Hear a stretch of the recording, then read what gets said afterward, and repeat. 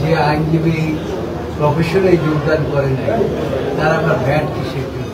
যে বেরা বলেন ফান্ড বাড়াতে হবে, যে আমাদের চাঁদা হঠাৎ করে 3 গুণ কিভাবে বেড়ে গেল। বার কাউন্সিল একটা নিরপেক্ষ বডি, এরা আইনজীবীদের কল্যাণে কাজ করবে।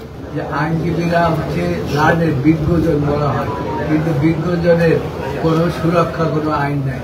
ইতিমধ্যেই শুনেছেন যে আমরা একটা প্রথমে মিটিংয়ে বসে আমরা যে একটা জট কি বলে এই পরীক্ষা জট বেঁধেছিল এবং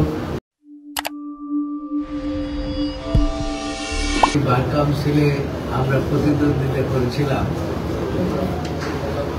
যে আইনজীবীদের কল্যাণে আমরা আমাদেরকে নিয়োজিত করব।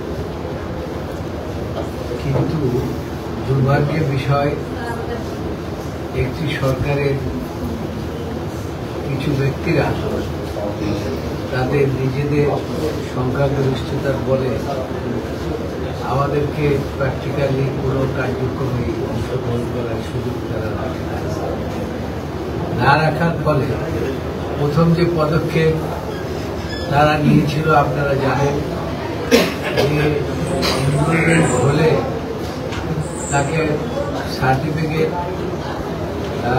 দিতে হলে পরে কি ভ্যাট সার্টিফিকেট বলে।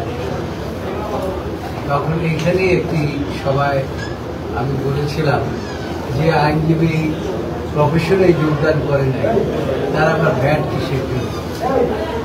এছাড়াও আপনারা জানেন যে যখন আমাদের মির্জা গোলাম হাফিজ সাহেব আইনমন্ত্রী ছিলেন তখন একটা আইন করেছিল যে আইনজীবীদের ট্রেড লাইসেন্স দিতে হবে।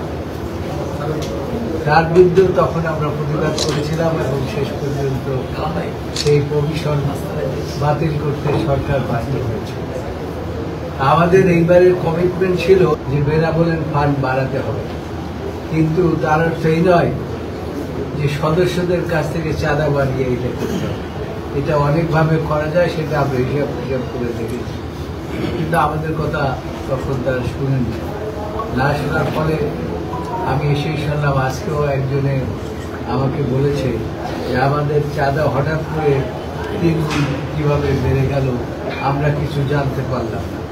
আমি মনে করি বার কাউন্সিল এখন এমন একটি প্রতিষ্ঠানে পরিণত হবে যেখানে আইনজীবীদের যে সমস্ত বেনাবলেন ফান্ডের বিষয় আছে, অনিষ্পত্তিজনিত অনেক বিষয় আছে, সেগুলো আমরা নিষ্পত্তি করার জন্য চেষ্টা করব। এবং আপনারা জানেন যে আগের দিনে এখানে বছরে 2টা পরীক্ষা, কিন্তু সেই পরীক্ষাগুলো আলটিমেটলি বন্ধ হয়ে গিয়েছিল। বছরে একটা পরীক্ষাও এখানে কয়েক বছর হয়নি। তারপরে এখানে প্রভিশন ছিল, আমি এর আগে যখন সবাই এই বার কাউন্সিলের সদস্য ছিলাম তখন প্রতি মাসে একটি করে সভা হতো বার কাউন্সিল, কিন্তু সেটা তারা বন্ধ করে দিয়েছে। যে তারা সেরকম কোনো সভা করেন নাই, না করে নিজেরা সিদ্ধান্ত নিতেন। 2 বছর 3 মাসে মাত্র 3টে সভা করেছে, এটা খুবই দুর্ভাগ্যজনক।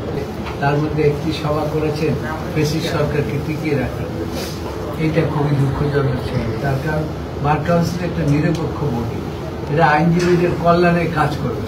সুতরাং এদের সরকারের বিভিন্ন ইস্যুর থেকে দূরে থাকাই ভালো।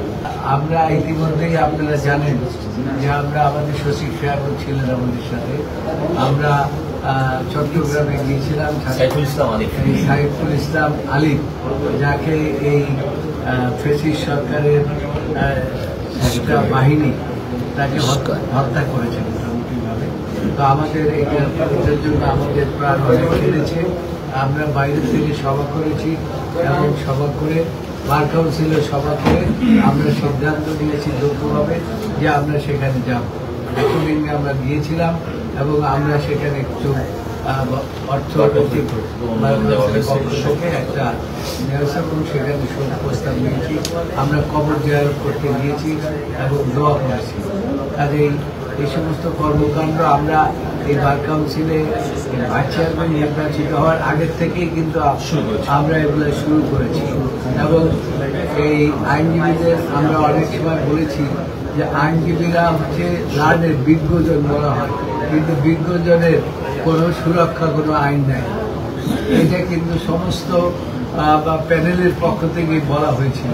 আমরা চেষ্টা করব এইবারে সেরকম একটি সুরক্ষা আইন আইনজীবীদের জন্য কীভাবে করা যায় এবং আইনজীবীদের মঙ্গলের জন্য যা যা করার দরকার সেই সমস্ত কর্মকাণ্ড ইনশাআল্লাহ আমরা করব। ইতিমধ্যেই শুনেছেন যে আমরা একটা প্রথমে মিটিংয়ে বসে আমরা যে একটা জট কি বলে এই পরীক্ষার জট বেঁধেছিল এবং কমিটির সাথে যত তাড়াতাড়ি সম্ভব বসে সমাধান করা, সেটা আমরা একটা প্রাথমিক সমাধান করেছি। কিন্তু আমাদের কাছে কিছু সন্দেহ হয়েছে যে এখানে হয়তোবা দলীয় প্রভাব থাকতে পারে এবং এই রেজাল্টটা হয়তো ঠিক মতো হয়নি। প্রধান বিচারপতি সাবেক 3 জন বিচারপতি, হাইকোর্টের 3 জন বিচারপতিকে রিভিউ করার জন্য আমরা এটা দিয়েছি। আশা করি এটা অচিরেই এটার ফল যারা পরীক্ষা দিয়েছে তারা ভোগ করতে পারবেন ইনশাআল্লাহ।